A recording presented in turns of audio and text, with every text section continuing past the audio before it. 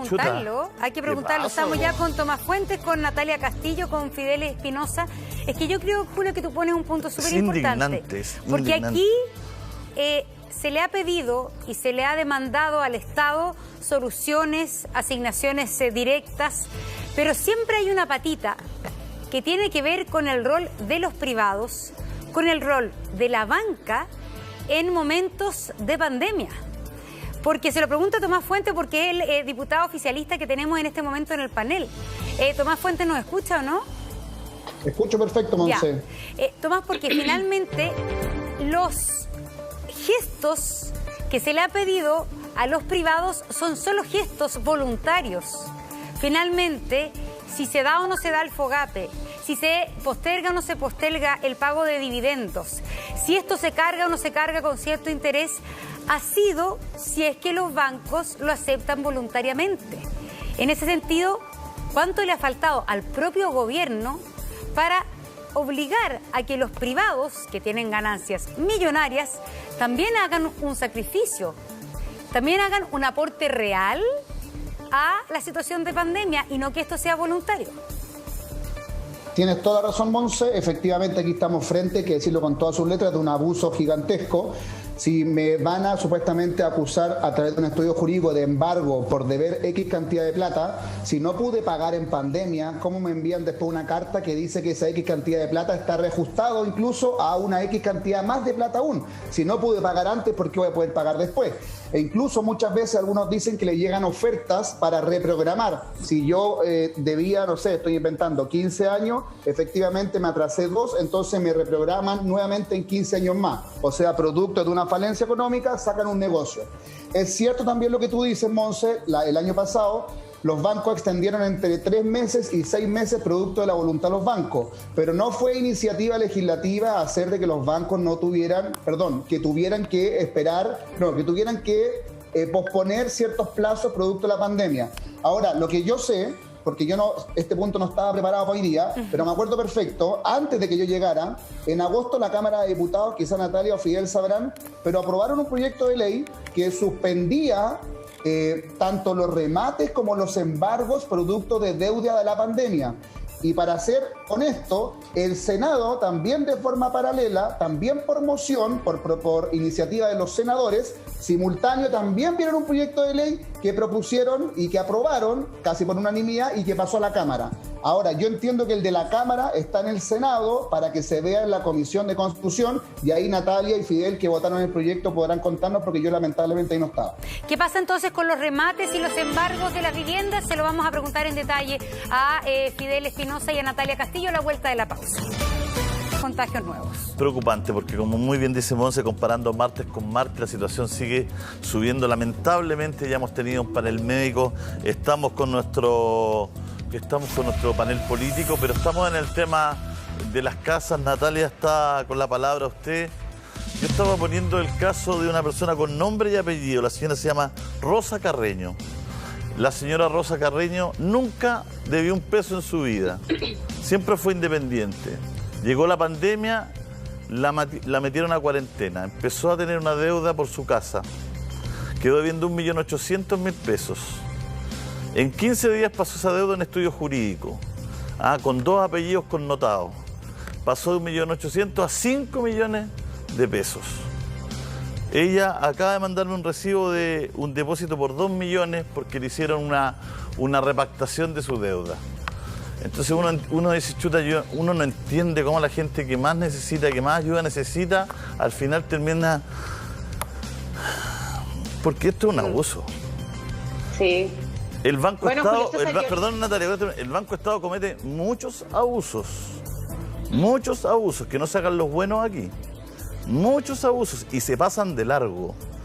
El Banco Estado tiene 10 millones de cuentas RUT más o menos. Si usted saca 1 millón de cuentas RUT por 300 pesos, un movimiento al día son 300 millones de pesos al día que ganan solamente al hacer un movimiento una persona, las personas más vulnerables de Chile. ¿Cómo no van a poder ayudar a la gente?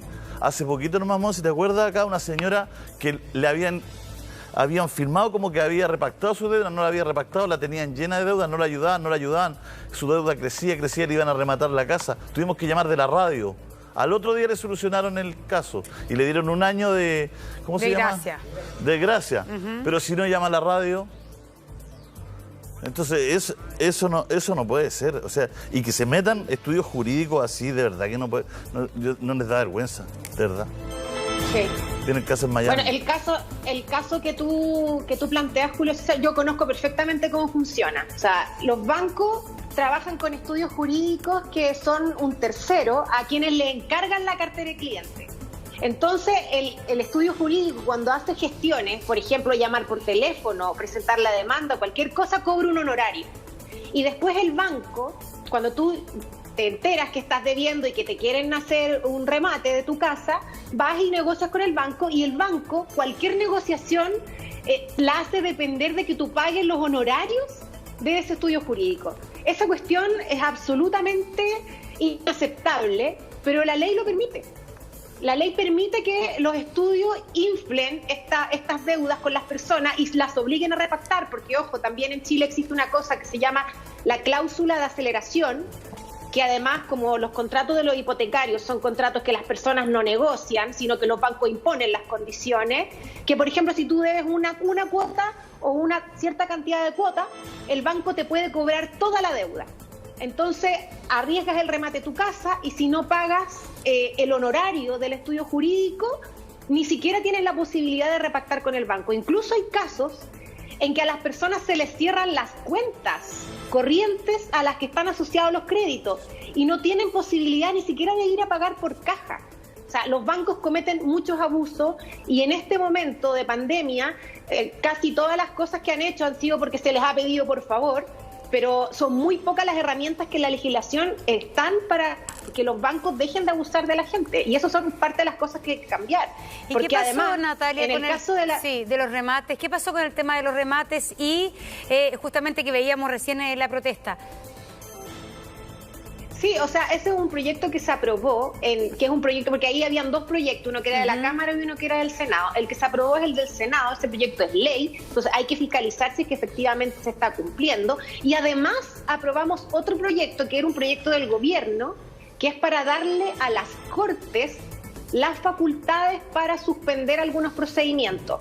Y ahí puede ser mucho más amplio y eso depende de las Cortes, de apelaciones y de la Corte Suprema. También habría que revisar. Yo creo que el problema aquí de fondo, Montserrat y Julio César, es que la vivienda hoy día no es concebida como un derecho, menos la vivienda digna y menos el acceso a la ciudad. Y ese es el gran problema. En la Constitución, por ejemplo, la palabra vivienda no aparece como derecho.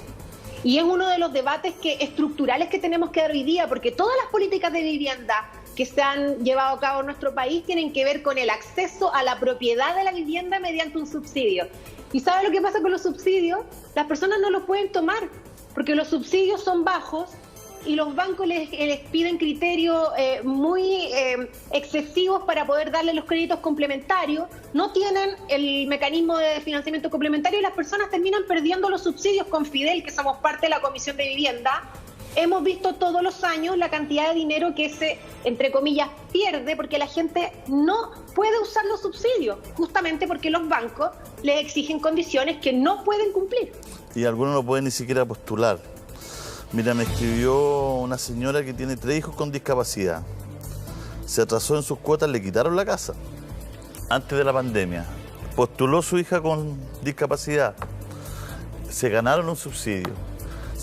Tenían la posibilidad de Fidel de 2 tipos de subsidios, el 19 y el 49 creo, pero no hay casa. No hay casa, no. Por un lado, uno no lo pueden tomar porque necesitan un crédito hipotecario, no tienen ni siquiera para postular un crédito hipotecario. Y por el otro lado, no hay casa de menor costo hoy día disponible. Entonces, además, tienen mucho miedo de perder su subsidio, que también ganaron. Y pasa el tiempo y no pasa nada, dice Fidel. Está muteado. Fidel, ahí. Perdón, muchas gracias. Ahí sí. Con mucho cariño a todos, saludar a mis colegas, a Natalia y a Tomás. y a ustedes, Montserrat y Julio César en los estudios.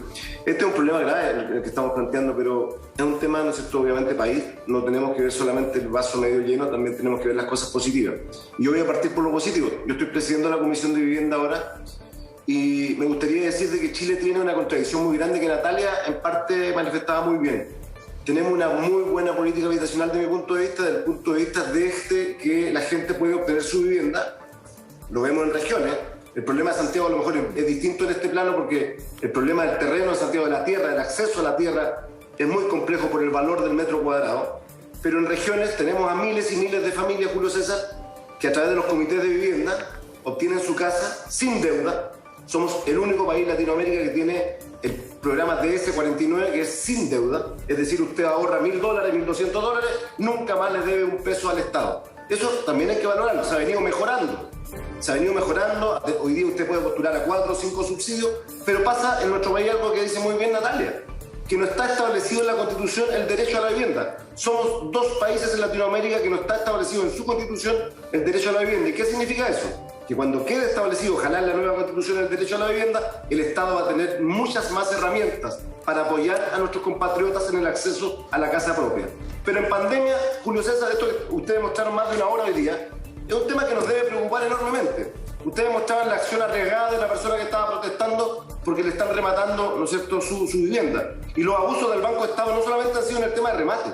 En esta pandemia han sido millones de chilenos que han sido estafados en sus cuentas de manera, ¿no es cierto?, irrisoria. El banco, la respuesta que le da es que ellos fueron los actores de haber facilitado poco menos el delito de la pérdida de dinero que han tenido en sus cuentas durante toda esta pandemia. Y como si eso fuera poco, además la política habitacional, yo no entiendo ahí el gobierno, yo no sé si Natalia está al tanto de esto o no, en un programa que es muy fabuloso, que es el de mejoramiento de vivienda, están poniendo condiciones que son en plena pandemia absurdas. Están poniendo hoy día requisitos de que si usted, por ejemplo, tiene 2 hijos hombres, no tiene posibilidad de poder acceder, ¿no es cierto?, al mejoramiento, o 2 hijas mujeres tiene posibilidad solamente de acceder a una habitación, cuando el mejoramiento de la vivienda, la idea es que las familias puedan, hijo hombre o hijo mujer, tener sus habitaciones diferentes. Entonces, esas modificaciones creo yo que al gobierno le hace mal. Y lo último, Julio César, ustedes pudieron mostrar esta imagen de lo que está ocurriendo en plena pandemia con ese joven que está reclamando su justo derecho al remate que está viviendo de su casa. Pero aquí en regiones, usted mismo me entrevistó el otro día con Montserrat y yo les contaba lo que está haciendo bienes nacionales en esta misma pandemia, licitando terreno donde vive gente en Chaitén, en las regiones apartadas. Esas personas no tienen la posibilidad de salir en los canales nacionales mostrando su drama. Pero es una situación también que el gobierno tiene que analizar, que en pandemia tenemos que ayudar a las familias, no recargarlas aún más de algo que es fundamental. Yo siempre he dicho una cosa, educar a los hijos de una familia es algo fundamental. Y el segundo elemento es tener una casa propia. Y cuando te la quitan, te están quitando parte de tu alma y eso yo considero que es inhumano. Aquí me llega, ¿cómo se explica? Aquí me llega el certificado donde a una persona que debe 300.000 pesos en contribuciones, la TGR, Tesorería General de la República, dice que le va a dar una orden de embargo por no pagar estas contribuciones de 300 lucas. Aquí está el papel. ¿Puede pasar esto, no? ¿Cómo esto no? Tomás. Oye, tuvimos suerte de tener aquí 2 colegas en la Comisión de Vivienda, incluso el presidente. Oye, solo decirle que le escribí al subsecretario de Vivienda al tiro, efectivamente. Cuando me conecté yo alcancé a ver el lienzo y el lienzo decía, hoy a las 3:15 horas, si no me equivoco, el Banco Estado me embarga mi casa. Me dice el subsecretario que, y aquí lo encontré efectivamente, el 22 de junio el Banco Estado anuncia de que a partir del mes de octubre hasta la fecha están prohibidos los remates producto del Banco Estado. ¿Qué quiere decir eso, Julio César? Y capaz que tengamos que investigarlo bien, porque me dicen, y aquí estoy averiguando con el banco, claro, pero se mantienen las acciones de cobranza. Entonces, probablemente no se materializa, se mantiene eso. ¿Por qué se terceriza eso? Así es. Son acciones de cobranza extrajudicial. Claro, pero en el fondo es un absurdo, es el símbolo más absurdo de cómo funciona el sistema. La empresa contratada sigue haciendo la cobranza a pesar de que por ley tú no puedes cobrarle, no puedes rematarle. O sea, los estudios jurídicos con hartas R. Oye, ¿y quién los regula a ellos? ¿Quién los regula a ellos? Porque aquí lo impresentable es la amenaza permanente y constante. La gente no tiene las herramientas para tener un abogado, para saber si el Banco Estado le va a hacer o no. Nadie lo recibe, estamos en pandemia, no se puede ir a la oficina, está en cuarentena la gente, recibe un papel que le van a rematar la casa. Aquí este señor recibe un papel desde el Estado, dice, aquí visto en la facultad que se confiere en el artículo 170, 171 y 173 del Código Tributario, como deudor resuelvo, despáchese mandamiento de ejecución y embargo. En contra de, le llegó ayer, porque debe 300.000 pesos, no puede trabajar y debe la contribución. Entonces, ¿qué hace esta persona? Se desespera, po. Más que le llega y dice, chuta, no puedo pagar.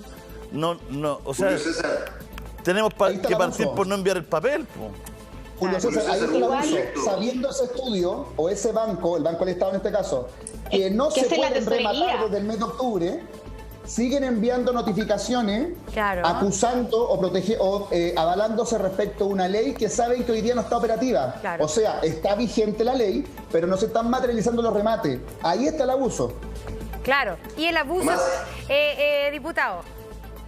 No, solo decirte una cosa, porque lo que dice Tomás es muy cierto, pero quiero decirle que estas leyes de las que estamos hablando son leyes que han surgido en el marco de la pandemia propiamente tal, para ir en ayuda a la familia, pero las leyes permanentes son las que nos deben importar, y yo te pediría que como parlamentario oficialista le dijeras a tus senadores que reactiven el proyecto que aprobamos en la Cámara, que hace inembargable las viviendas sociales, que es un proyecto cuya autoría es de Carol Cariola, que soy coautor de ese proyecto, que fui invitado por ella, lo trabajamos largo tiempo, lo aprobamos en la Cámara, Julio César, y ese proyecto era fundamental para que no ocurriese lo que estamos viendo toda esta mañana del día de hoy. Y ese proyecto está archivado en el Senado porque la derecha se opuso tenazmente, Tomás, lamentablemente, a darle su aprobación, y también algunos probablemente nuestros, porque nos explica que está archivado hoy día y tenga que desarchivarse. Yo creo que es fundamental hoy día que se está viviendo esta situación que estamos comentando, Julio César Monserrat. Creo que ahí está también el tema que todos los chilenos tienen que conocer. No es que no se haya hecho nada, nosotros presentamos un proyecto para que esto no ocurra, para que no tengamos estas imágenes, y en el Senado hoy día, que invitan siempre a Iván Moreira, deberían preguntarle por qué él es una de las personas que probablemente no estuvo a favor, ¿no es cierto?, de esta iniciativa. Bueno, vamos a seguir con este tema. Solo en honor a la verdad. Sí. También es de autoría Fidel de Pablo Prieto, Tomás, Natalia, un segundo y le toca a Natalia. No, yo solo quería puntualizar que el caso que describía Julio César no es un banco, es la Tesorería General de la República, es el Estado.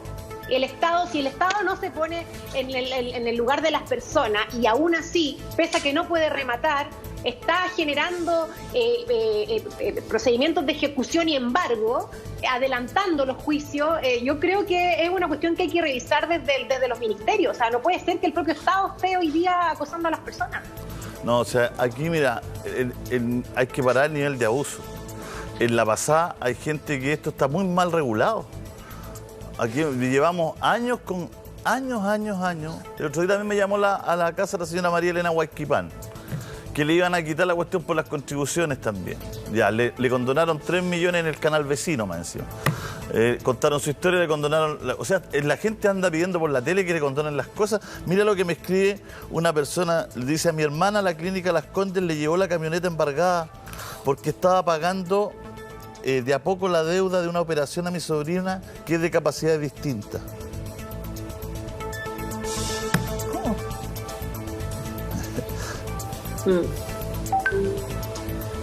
Entonces no.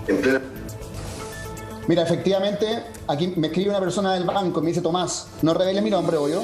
El banco mantiene activo el título, yo no lo conozco, no lo tengo registrado. El banco mantiene activo el título ejecutivo, que es el documento legal que persigue el cumplimiento de una obligación, pero no existe una coordinación con MIMBU y agrupaciones de deudores para repactar y revisar casos particulares. O sea, efectivamente estamos viendo el abuso de terceros que, producto de un honorario, de una boleta o de un pago, están llamando a los clientes para decirles que la ley les obliga a pagar si no tiene un posible remate, pero los remates no se están llevando a cabo. Pero el abuso del tercero es permitido.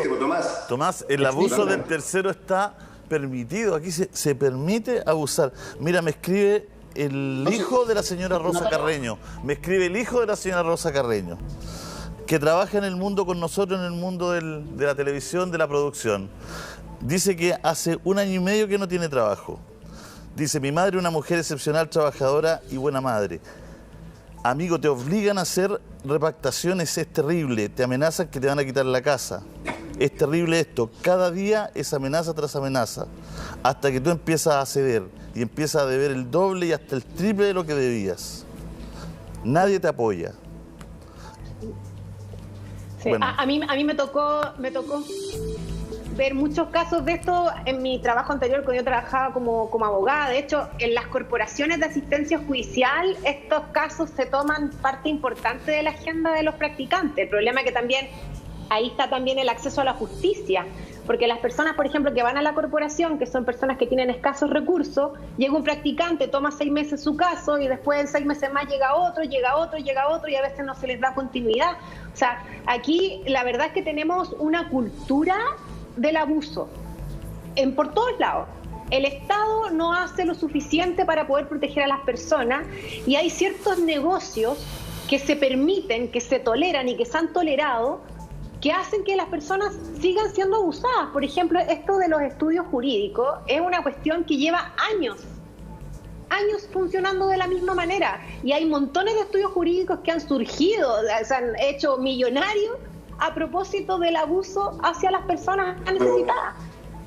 Natalia, pero seamos justos que los abusos y todos los chilenos que nos están viendo así muchas veces lo reclaman. Esto ha sido parte de, obviamente, de lo que fue el estallido también, parten de arriba mismo. Con este caso, cuando en Chile hay abusos, ¿no es cierto?, de la clase política o la clase empresarial que cometen delitos, sus castigos son distintos. Tienen acuerdos con la fiscalía, pueden pagar en cuotas los delitos que han cometido. En este país el delincuente de cuello y corbatas va a clases de ética y no le pasa nada más. Los abusos parten de arriba, entonces el sistema está siendo muy abusivo por largo tiempo y yo espero que con la nueva Constitución eso avance y se logren avances tan profundos que ocurran situaciones que hagan que nunca más tengamos situaciones donde una vivienda social, por ejemplo, se pueda embargar.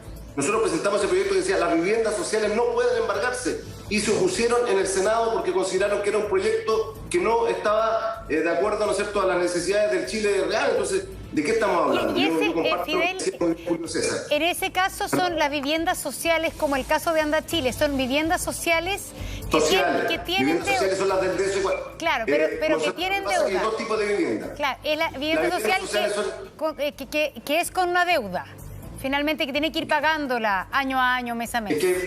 Es que hay dos tipos de viviendas. Las del DS49 son las viviendas sociales cuando usted ahorra, pone el ahorro y no le queda debiendo un peso a nadie. Exacto. 100% financiado por el Estado. Y las del DS19 son viviendas que vienen con un pequeño subsidio.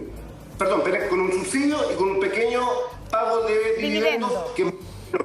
¿Me entiendes? Esas son las del DS19. Lo que recién veíamos son los deudores habitacionales de viviendas sociales, que es ese caso, que ese tipo de fondo.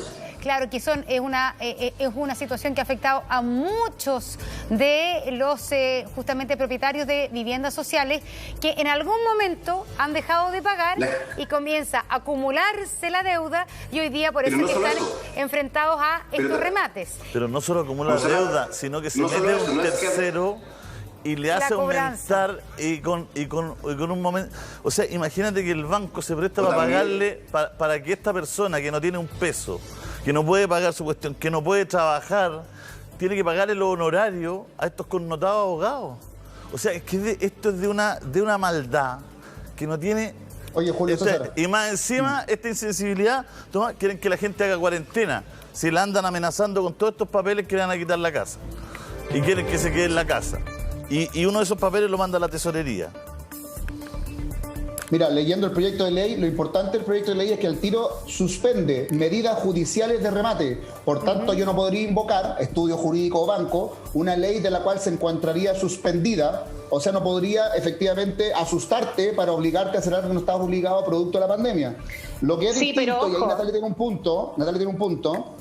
Me dejaste hablar al tiro cuando dije que tenía ahí un punto. Oye, que la Tesorería General de la República envíe efectivamente que usted es deudor y esto provoca tal cosa, eso yo lo considero también que es de una gravedad que si bien ellos pueden contestar que están apegados a la ley, yo creo que los tres que estamos aquí podemos oficiar mañana mismo a la Tesorería General de la República, Natalia, Fidel y yo, y preguntarles qué conductos regulares están haciendo y con quiénes lo están haciendo y en base a qué lo están haciendo.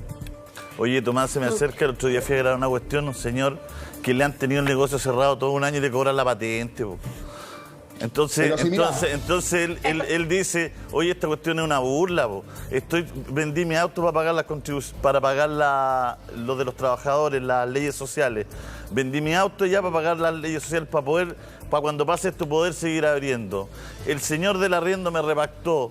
Le voy pagando de a poco con otro trabajo que tengo yo, me dice, y me llegan a cobro de la patente, voy a hablar a la municipalidad y dice, no, es que si no le cobro, a mí también me pueden llegar no sé qué castigo por no cobrarle. O sea, esta cuestión es como un sketch. Julio César, pero eso no es, Julio César, eso no es así porque los municipios tienen la facultad. Fíjate que acá el alcalde de Osorno, Jaime Bertín, el actual alcalde, suspendió absolutamente el pago de todo lo que significaba patente de la feria, de Rahue, del mercado municipal, para impedir, ¿no es cierto?, que estas familias se vayan a una quiebra definitiva. Y eso ha sido gravitante, me lo decían los otros días los dirigentes cuando hemos visitado esos lugares. Muchos alcaldes del país han hecho eso, también en Puerto Montt y en otros lugares que han logrado, ¿no es cierto?, aquí mismo en Yanquihue, donde yo vivo, han logrado de una u otra manera ser un alivio para la familia en esta pandemia, por lo tanto tienen las facultades. Pero lo que tú dices es muy cierto, ha ocurrido situaciones en donde en algunos casos los han mantenido cerrados obligatoriamente y han llegado cobros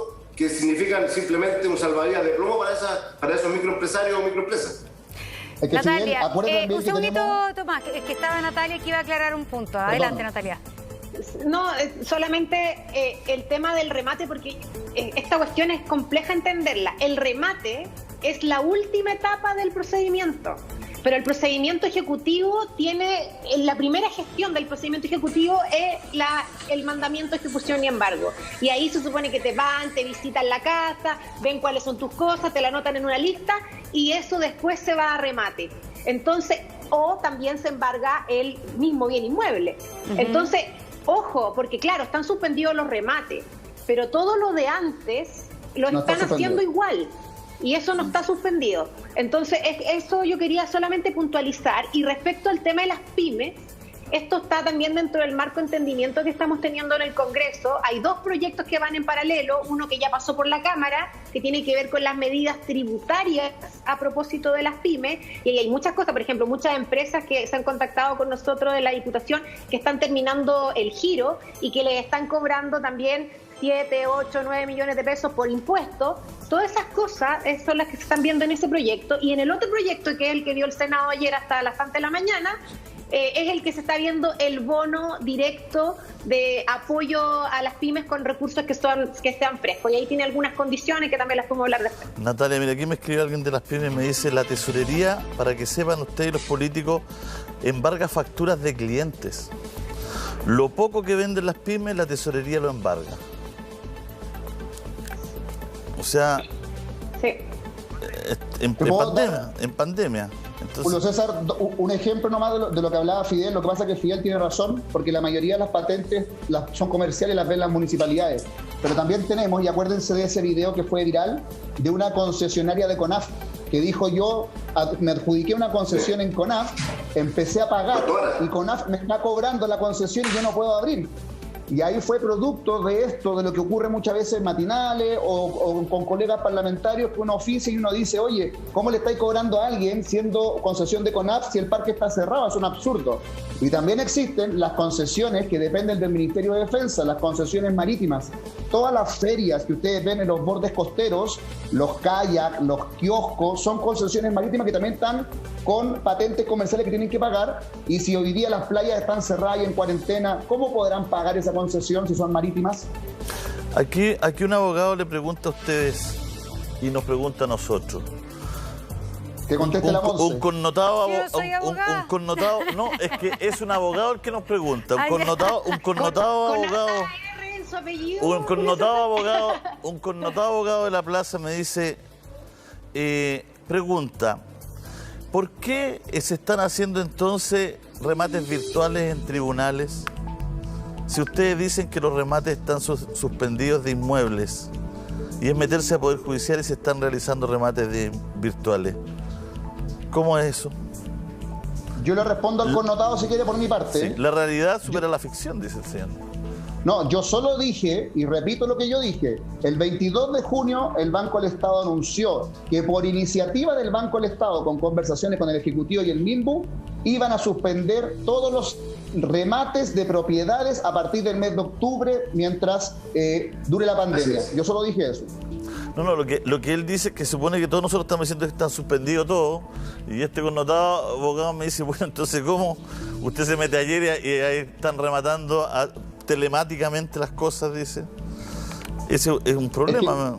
La realidad versus el papel, dice. La cobranza se hace y el remate se hace telemáticamente. Pero no es del Banco del Estado. Que te contesta ahí por WhatsApp, pero no es del Banco del Estado. Lo vamos a averiguar.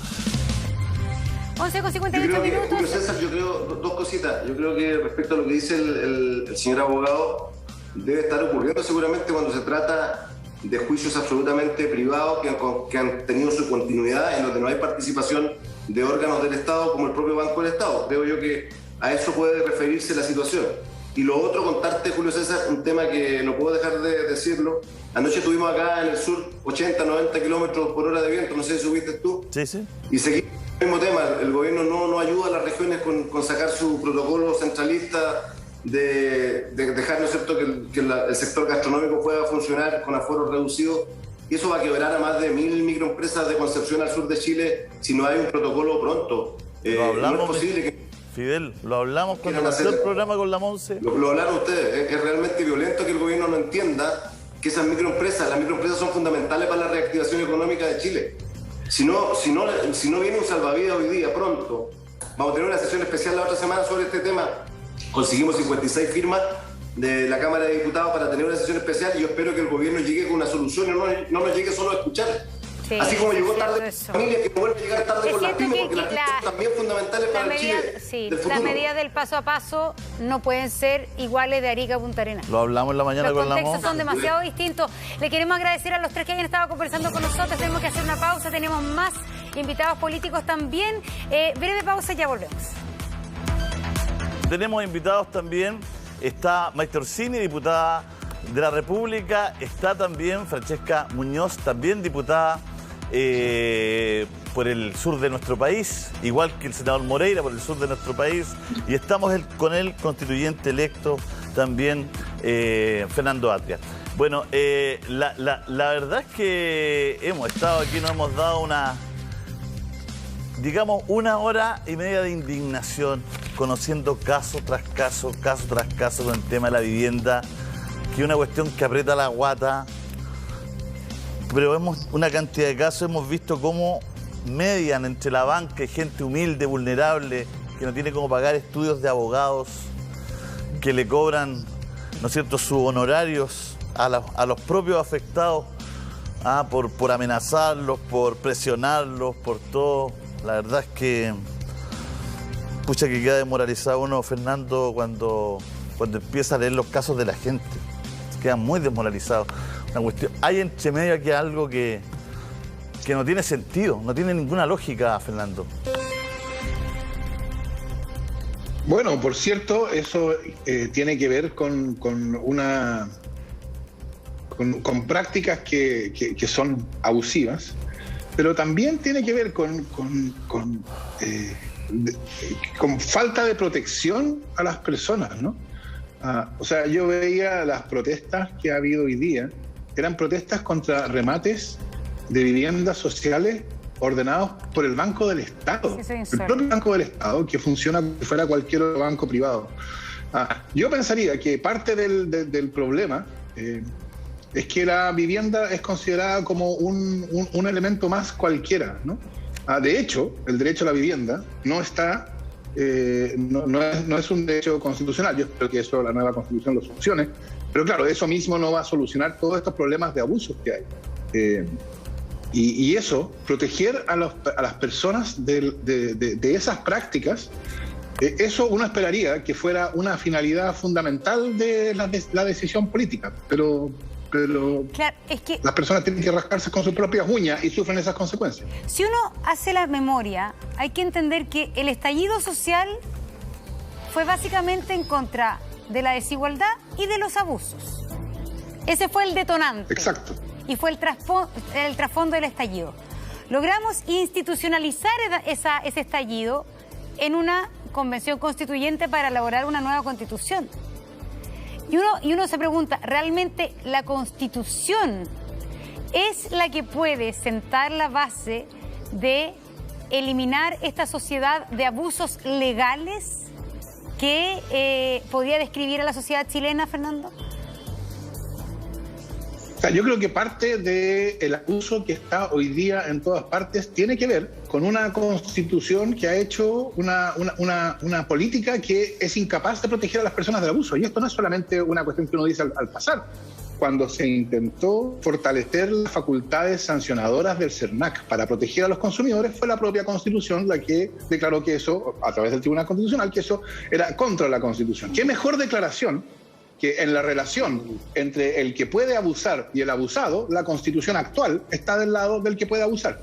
Y entonces no tiene nada de raro que el abuso aparezca en todas partes. La Constitución por sí misma no va a acabar con el abuso, pero la Constitución sí podría ponerse del lado del ciudadano o la ciudadana que es abusada, y entonces, por ejemplo, para los efectos de los deudores hipotecarios, que hubiera un servicio público equivalente al CERNAC que pudiera representar sus intereses de modo tal que no tuviera que haber, por un lado, un deudor hipotecario y por otro lado, un banco con un bufete de abogados entero contratado para eso. O sea, esa relación es imposible, evidentemente. Entonces, ¿eso qué supone? Supone un Estado que tiene como prioridad proteger a las personas del abuso. Y donde hay posibilidades estructurales de abuso, tiene que haber mecanismos para evitar ese abuso y mecanismos de control, fiscalización y sanción para evitarlo, de modo que las personas sepan que cuando en esas circunstancias en que son susceptibles de ser abusados, el Estado, la política, la decisión pública está de su lado. Pero yo creo que hoy día la experiencia habitual, y esa es la razón por la cual el abuso fue tan central, no solo en el estallido, por cierto en el estallido, pero en el tiempo que vino antes, yo creo que las personas cuando se encuentran frente a un banco, frente a una AFP, frente a un ISAPRE, frente a quien sea que tiene poder, saben que el poder está del lado del abusador y que entonces no tienen cómo ganar. Bueno, vamos a repartir la palabra. Francesca, bueno, ¿qué le parece primero todo esto, no? Hemos visto que la Tesorería de la República también ejerce presión sobre la gente. Hemos visto cómo el Banco Estado ejerce presión sobre la gente. Hemos visto cómo otros bancos ejercen presión sobre la gente a través de compañías de cobranza y reputados bufetes de abogados. ¿Qué le parece toda esta situación que se está viviendo en plena pandemia? Bueno, saludo a todos los presentes, a los colegas, ¿cierto? Monse, Julio César. Y bueno, como bien tú dices, es una situación bien compleja. Yo primeramente decir que todo mi apoyo, ¿cierto?, a los deudores habitacionales, ya que se nota, ¿cierto?, sabemos evidentemente que esto es una situación difícil, ya que la vivienda es un tema sensible, todas las personas buscan, ¿cierto?, tener una seguridad en esa área, y es lamentable que en plena pandemia, cuando nosotros también dentro del Parlamento hemos aprobado proyectos de ley, ¿cierto?, que van en la línea de postergar estos cobros, de postergar los remates, de que estos no se lleven a cabo, y además, es decir, evitar a toda costa, ¿cierto?, estos abusos que son, entre comillas, legales, que en el fondo están ahí establecidos, ¿cierto? Y yo creo que debemos rápidamente también avanzar en esa línea porque no corresponden, ¿cierto?, que se estén dando estos abusos, y en plena pandemia, que lo encuentro aún más grave, ¿cierto? Y además, como decía Montserrat, recordar también que todo lo que estamos viviendo, que vivimos por el tema, ¿cierto?, de las manifestaciones, el estallido social, una de las consignas obviamente eran en contra, ¿cierto?, y yo creo que una de las principales, en contra de los abusos, ¿cierto?, de los grandes poderes económicos. Por lo tanto, debemos ir avanzando, ¿cierto? Obviamente la Convención Constitucional va a ir avanzando en esa línea, pero nosotros también acá en el Parlamento, para que esto no siga ocurriendo, ir ya al área chica, ¿cierto? Que ahí yo por lo menos sí estoy disponible a seguir avanzando en esa línea, ya que hemos aprobado otros proyectos, como por lo que ya he anunciado, ¿cierto?, en el ámbito de ir evitando estos remates que yo no concibo que también ahora mismo se estén dando. O sea, la protesta que veíamos también ahí, ¿cierto?, de personas que le iban a rematar su vivienda. Yo digo, pero ¿cómo es posible si nosotros mismos fuimos los que aprobamos, ¿cierto?, la legislación hace un tiempo atrás, porque estamos en un tiempo excepcional. Por lo tanto, el apoyo de las personas de mi parte está, ¿cierto?, a los deudores habitacionales, y espero que esto se corrija lo más rápido posible, porque no podemos agregar una carga extra, una angustia extra, ¿cierto?, a todo lo que el país ya está viviendo con la pandemia y con todos los asuntos, ¿cierto?, de conflicto. Pero ¿cómo se legisla ahí si el diagnóstico es más o menos claro, Francesca? ¿Cómo se legisla ahí?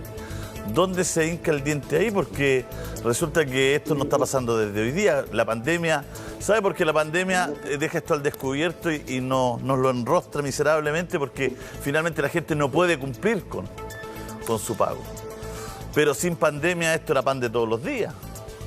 Los remates, los intereses, las oficinas de cobranza, los bufetes de abogados, era algo que se permitió en nuestro país, se sigue permitiendo. Lo que pasa es que hoy día ya como la gente no puede salir, ya se genera una dificultad mayor. Entonces, ¿cómo se legisla ahí? ¿Qué es lo que se tiene que hacer? O sea, perdón, le pregunto a usted, ¿es hoy día aceptable de que una persona que no pueda pagar 2 o 3 cuotas, no sé cuántas son, el banco le acelere y tenga que pagar toda la deuda? ¿Es aceptable hoy día eso en nuestro país? Por eso yo reitero, ¿cierto?, que yo estoy con los deudores habitacionales, porque siento que eso no se puede concebir en el día de hoy, no puede ir de aquí para adelante. Por eso también, ¿cierto?, yo confío en que tengamos otra actitud, porque no se puede establecer en nuestro país la cultura del abuso, eso no puede estar presente. ¿Ya? Y yo por lo menos sí he estado disponible a avanzar en este ámbito social, en este ámbito de cambio. Yo pertenezco a un sector político, pero que sí ha estado abierto al diálogo. ¿Y quién no ha estado disponible, Francesca? Incluso, yo levanté un oficio fiscalizador por el alza de los precios, por ejemplo, en los materiales de la construcción, porque también me lo han planteado en innumerables ocasiones. Hay angustia en las personas, ¿cierto?, en distintas áreas. Y vuelvo a insistir, yo por lo menos sí he estado disponible y debemos avanzar, vuelvo a insistir, tanto en la parte de la Convención Constitucional, que va a avanzar en ese tema, pero nosotros también legislativamente con los proyectos de ley. Yo por lo menos sí le pido al Ejecutivo, ¿cierto?, que sí se inmiscuya con proyectos de ley que vayan avanzando en esta línea. Y por si usted ha estado disponible, ¿quién no ha estado disponible? Maestro Orsini, a lo mejor nos puede ver, ¿quién no ha estado disponible para avanzar en este tema? Hola, saludar también a Julio, a los colegas, a Montserrat. Decir que yo creo que este es un problema que es multifactorial. Creo que está por un lado un problema más sistémico, que tiene que ver con la institucionalización del abuso, como decía recién el abogado constitucionalista, que olvidé su nombre, Atria. Fernando Atria. Por otro lado también la mercantilización de los derechos sociales, que hoy día el derecho a la vivienda no esté reconocido en nuestra Constitución y esté entregado del todo al mercado, genera que las personas no puedan pedir la protección del Estado cuando estos derechos son vulnerados. Por ejemplo, acá estas personas no pueden presentar un recurso de protección y decir, quiero que mi derecho a la vivienda que ha sido vulnerado sea amparado por los tribunales de justicia y que restablezcan el imperio del derecho para proteger mi derecho a la vivienda. Eso no existe. Otro tema grave, los salarios hoy día en Chile no alcanzan para pagar un arriendo en Chile.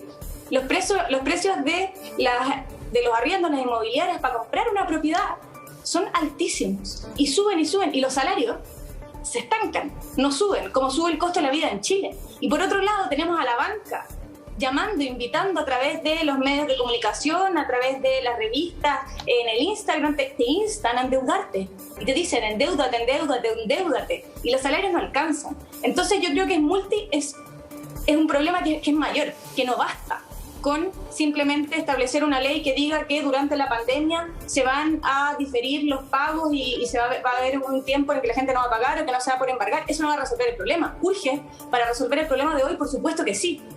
¿Y hay que hacer una ley que vaya en ese sentido? Por supuesto que sí, pero eso no va a resolver el problema.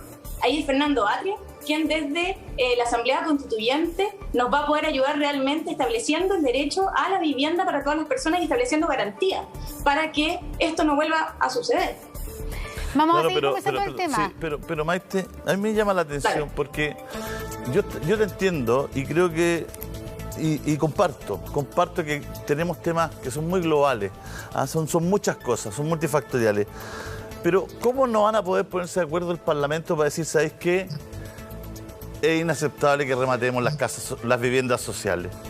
¿Cómo vamos a poder juntar 150 personas que quieren el bien de Chile y sus ciudadanos, y alguien que se pare en la mitad y diga, oye, ¿sabéis qué? Quiero la palabra, ¿sabéis que no podemos rematarle las casas a las viviendas sociales? Hagamos una cuestión que esto no puede ser y no se hace más y se acabó. Eso como ciudadano no lo entiendo. Yo entiendo que haya disparidades... Julio César, ¿me permites? Sí. ¿Me permites? Sí, por favor. Fíjate tú, se llegó a un acuerdo como el que tú dices para proteger a los consumidores y crear un servicio del consumidor que pudiera proteger con más eficacia que el actual a los consumidores. ¿Y qué pasó? Bueno, que la Cámara Chilena de Comercio fue al Tribunal Constitucional y eso se echó para atrás. Entonces, ¿cuál es el problema aquí? Por cierto, como dice Maite, hay un problema puntual. Yo creo que es una vergüenza que el banco, que es del Estado, o sea, de todos los chilenos, no tenga una política especial en el caso de pandemia para los remates hipotecarios, por supuesto. Pero hay una cuestión más profunda, porque ¿cómo funciona hoy día esto? Bueno, tú tienes a un lado una persona que quiere un crédito hipotecario y al otro lado, ¿qué tienes? Tienes a un banco que contrata a un enorme bufete de abogados que se pasa meses redactando el contrato, analizando cada palabra que ponen, y la persona llega y firma, y después, claro, los problemas que se verán en tribunales. Es decir, que vaya a tribunales esa persona sola y contra ese bufete de abogados pagado por el banco. Eso, si tuviéramos un sistema razonable, lo que habría ahí sería una legislación, por ejemplo, que la cláusula de aceleración implica que cuando se debe pagar una cuota se hace exigible todo el crédito. Es una cláusula abusiva y por lo tanto se tendrá por no escrita. Eso tiene que decirlo la ley. Ahora, si se dictara una ley, porque ya han pasado estas cosas, si se dictara una ley de ese tipo, el alegato evidente sería que eso es contrario a la libertad de contratación, pero Fernando, y atenta contra los fundamentos de la Constitución. Eso lo hemos visto pasar una y otra vez. Fernando, pero es que esta es una lógica que tiene que cambiar. O sea, no puede ser el Estado ser aval de los estudiantes para proteger a la banca que le paguen, ¿no es cierto?, esos estudios, y que la banca no pierda. Y no puede el Estado ser aval de la gente más vulnerable de Chile por una casita. Entonces es como una cuestión, una lógica de país que tenemos que es miserable. O sea, se llama modelo neoliberal. La mercantilización de los derechos. Si bueno, nosotros tuviésemos nos están apurando, sociedad... nos están apurando. Volvemos con el senador Moreira. 12:24, le vamos a dar tiempo, senador, para que... Le vamos a dar tiempo. 12:24 porque tiene muchas cosas que decir a la vuelta. 12:24.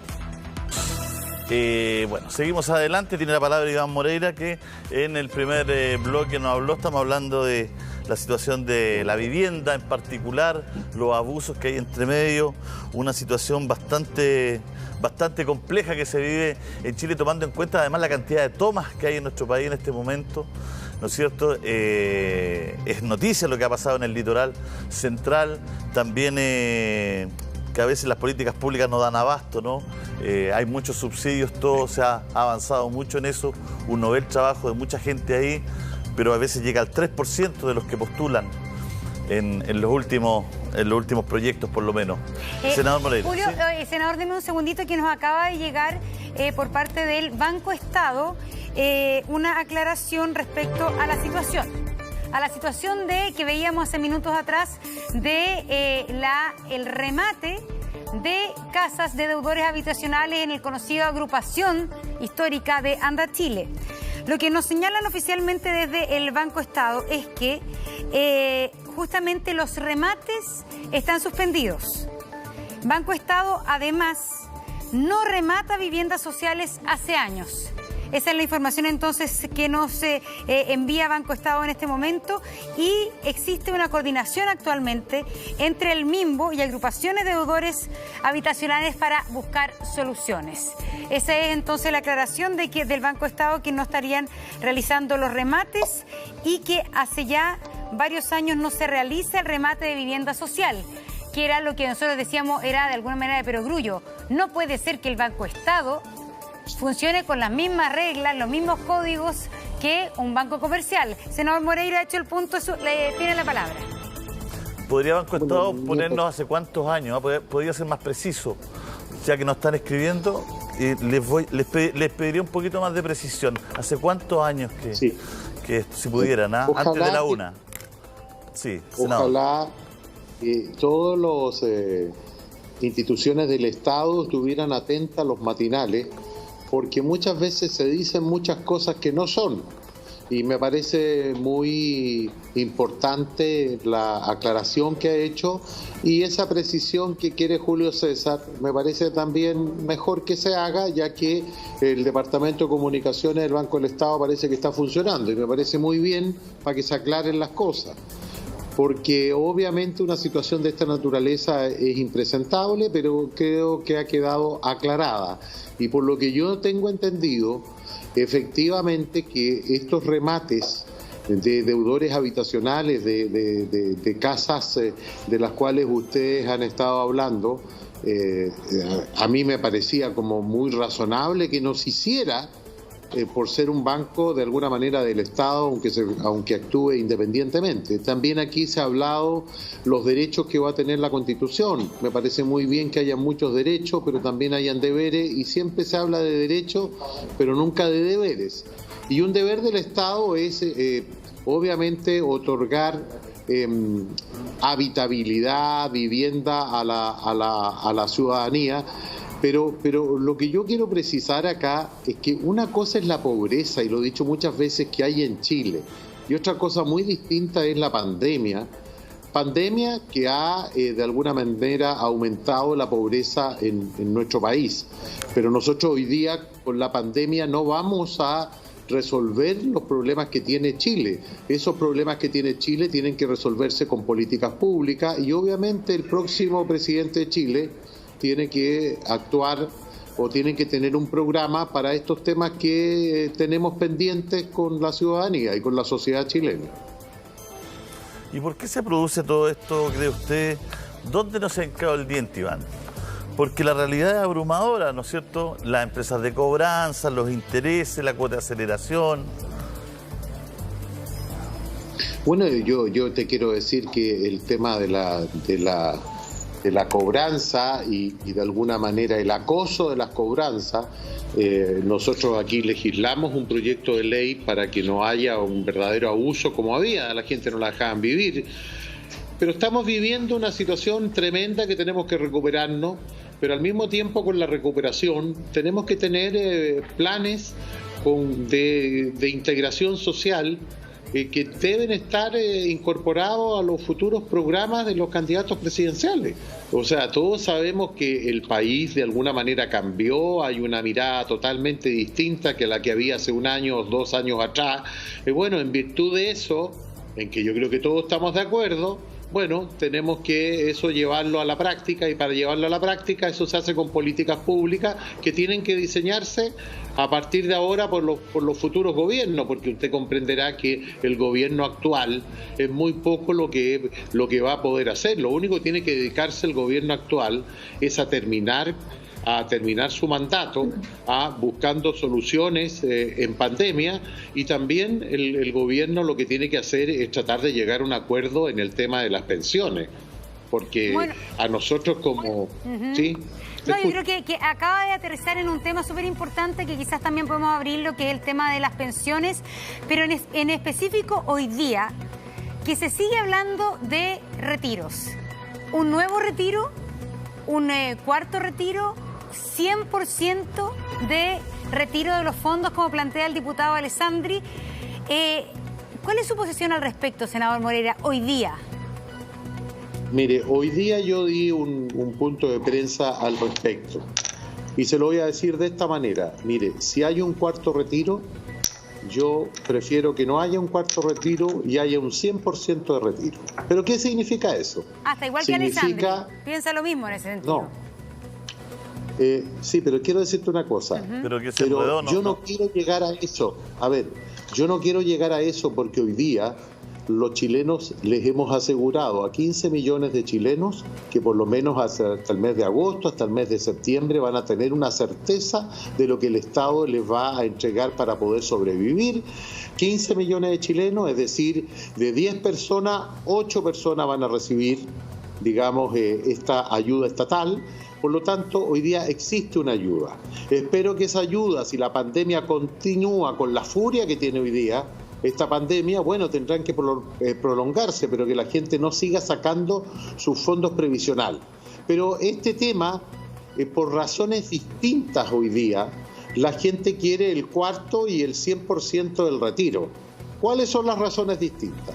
Las razones distintas es porque se instaló por parte de la izquierda el temor a la expropiación, a que se puedan embargar estos recursos, a la nacionalización. Y hoy día yo presenté una reforma constitucional y fui donde varios senadores de oposición, en muy buenos términos, porque el proyecto fue hecho sin ninguna ironía, en forma jurídica, un proyecto de reforma constitucional que impide la expropiación, la nacionalización, el embargo de los fondos previsionales que son de las personas. Yo sé que una reforma constitucional que se pudiera aprobar ahora puede cambiar con la nueva convención constituyente y la nueva constitución, pero yo lo que pretendo es ganar tiempo.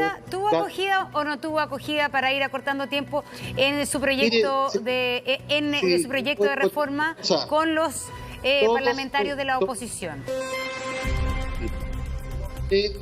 Todos los parlamentarios, con 5 o 6 parlamentarios, todos coincidieron conmigo y me dieron la certeza de que ellos no estaban por la expropiación, por el embargo. Y te doy nombre, yo hablé con Jorge Pizarro, hablé con Jimena Rincón, que parece que entendió mal las cosas ella, hablé también con Carolina Goich, con el senador Lagos y con el presidente del Partido Socialista. Les presenté el proyecto, la verdad que no me lo firmaron, le dije que era un proyecto que estaba en buenos términos, pero todos me aseguraron que no era necesaria esta reforma, que de alguna manera ellos ya lo habían dicho, que no estaban por la nacionalización, ni por la expropiación, ni por el embargo. Ahora, yo les dije, si ustedes no están de acuerdo con eso, con esta campaña del terror que dicen que hay, bueno, ¿por qué no lo firman? No lo firmó ninguno, yo los respeto, todo fue en muy buenos términos, pero sirvió un poco para que algunos parlamentarios de oposición hoy día dieran un punto de prensa al respecto, diciendo no están dispuestos a firmar esta reforma, pero sí que han expresado lo que yo ya le he dicho, de que ellos no están de acuerdo con expropiar los retiros, y eso a mí me parece bastante importante que se haya dicho. Cortito, ¿y qué pasa si avanza el cuarto retiro? Que era lo que preguntó la Monse. ¿Qué pasa si avanza el cuarto? ¿Va por el 100 usted? Que ahí no se entendió. No, es que yo te acabo de decir una cosa. Es que yo no estoy dispuesto a votar el cuarto retiro, pero estoy dispuesto a votar el 100%. ¿Tú sabes lo que significa eso? Eso significa que se acaba el crédito, digamos, hipotecario en Chile. Y segundo lugar, ese proyecto es inconstitucional totalmente, el del 100%. Por lo tanto, si va al Tribunal Constitucional, yo ahí no me pierdo. Ese proyecto en el Tribunal Constitucional, yo te diría que no va a ser el 7-3, va a ser mucho más que eso, porque es un tema muy inconstitucional, a no ser que el profesor Atria tenga otra opinión, porque él tiene sus teorías en muchas cosas. Vamos a ir a un corte comercial, volvemos con los demás panelistas en segundos. Y vamos a hacerla muy corta, 40 segundos por reloj para cada uno de los panelistas. Redondeando el tema, expropiación, nacionalización, 100%, 10%, ¿qué pasa con eso, Maite Orsini? Fondos de la AFP estamos hablando. Sí, quiero ser muy clara con algo. La campaña del terror no la ha instaurado la izquierda, ha sido la derecha, el mismo senador que está presente, el diputado Alessandri, quienes han dicho que desde la izquierda queremos expropiar los fondos, queremos nacionalizar los fondos. Y quiero decir que eso es completamente falso. No existe ningún diputado, ningún senador, ningún candidato presidencial del Frente Amplio que quiera expropiarle los fondos de pensiones a las personas y repartirlos entre todos. Hay un proyecto de ley que habla de la nacionalización, que está en el Senado, pero es respecto de la administración de los fondos de pensiones. Queremos que las AFP dejen de administrar y que sea el Estado, pero ese mismo proyecto de ley establece que a cada persona se le va a entregar... Lamentablemente, Maite, así es el reloj, así de drástico. Vamos con Francesca Muñoz. Entonces, Francesca, diputada, adelante.